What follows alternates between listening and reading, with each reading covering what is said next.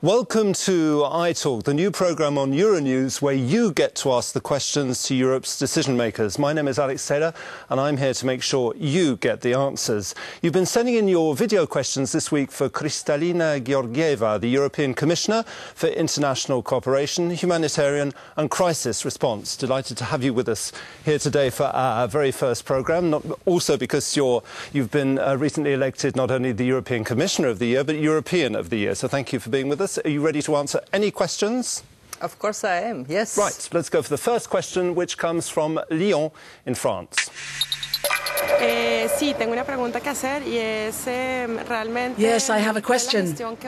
I'd like to know how the European Union intends to respond to what has happened to the nuclear reactors in Japan. Now, Commissioner, I know you were recently in Japan. First of all, what can we do to help, and what are the lessons we can learn from what you've seen?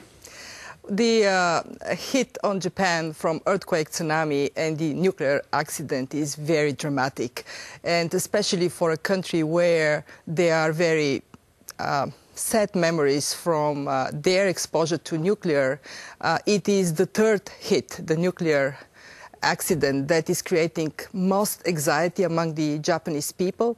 They are incredibly resilient, they're incredibly mobilized, and yet they fear for their livelihoods, they fear for the health of their kids. So what we do for them is to provide monitoring equipment, gear. How much money do we have available, and who decides on the budget? Is it you directly? Japan is a very wealthy country. For Japan, it is not so much a matter of money. It is a matter of solidarity from the rest of the world. What we are providing to Japan are two things: in-kind assistance, and we also contributed to the Japanese Red Cross 15 million euros, 10 million from the Commission.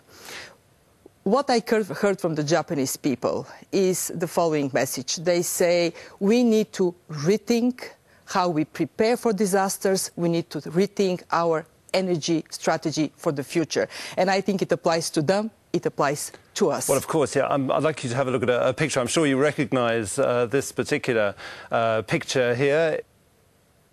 This is Kozloduy, which is the United States said it was one of the 10 most dangerous nuclear plants, and it's in Bulgaria, your country. They had to close it down before you came in.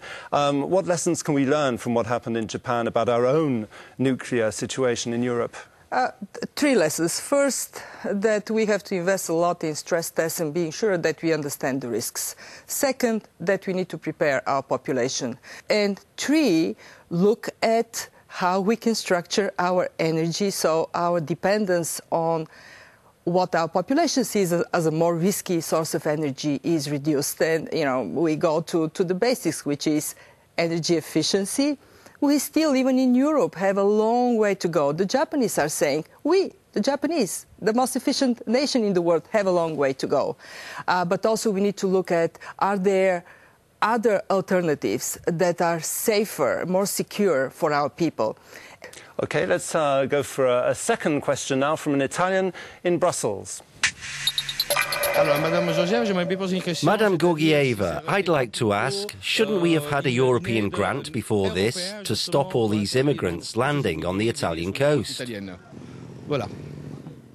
Commissioner, we get involved in conflicts which are outside of Europe, and we have to deal with the consequences of this. We don't seem to be dealing very well.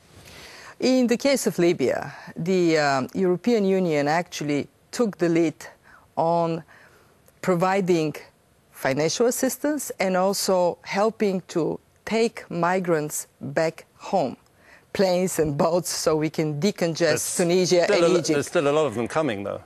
If you look at the numbers, though, those that are crossing the borders from Libya and then go home to Egypt, to Bangladesh, to Ghana, to Sudan are much more than those that go to Lampedusa. Lampedusa is a small island, so there, when you have 4,500 people, you can easily be overwhelmed, and that creates a question for Europe, how we can show solidarity and help Lampedusa, help Italy with the flow of migrants. And how can we help But a ticket home is the way we help for this wave not to flow into Lampedusa. What kind of a budget do you have, and who decides directly to help in situations like this? The humanitarian budget I'm responsible for this year is at the starting point 850 million euros. But if needs are higher, we can tap into the emergency reserve of the Commission. Last year, for comparison, we ended up spending 1.1 billion euros because it was a very tough year. OK, let's go to a third question now, which comes from a French student. Why does Europe have such trouble speaking with one voice on foreign affairs when the situation right now gives Europe an opportunity to position itself at the centre of the international stage? There's various questions. Obviously, it's very difficult when you have so many different countries with different points of view to come to one common standpoint. And also, we don't always know whether it's you, for example, in Haiti, or whether it's Catherine Ashton. Who represents Europe? When it comes down to responding to the most dire need of people around the world, whether hit by a disaster or by a conflict, it is me. And on humanitarian matters, Europe actually does speak with one voice. We are seen, respected as a force for good. Europe is 20% of the world economy, but 45 to 50% of the humanitarian assistance. OK, Mrs. Georgieva, here's a final question for you. Does further enlargement go against the original idea of the European Union? Mrs. Georgieva, you're from Bulgaria. Yes. You've just recently joined the European Union. We've lost our ideals that we had 50, 60 years ago when this was set up. Does the European Union stand for anything these days? I certainly hope that the European Union would continue to stand exactly for that value of solidarity. Look, I spent 2/3 of my life dreaming to be part of United Europe, and now here I am. And I think that this is the very best that has happened to me, but I think this is also the very best that has happened to all of us in Europe. We live in a world where size matters again. When we look at China and India, having a 500 million strong economy is much better, believe me, than being small pieces and bits here and there. But I also look at the world that is so much more fragile than during my childhood. Disasters are more frequent, they're more intense, they overwhelm even countries like Japan.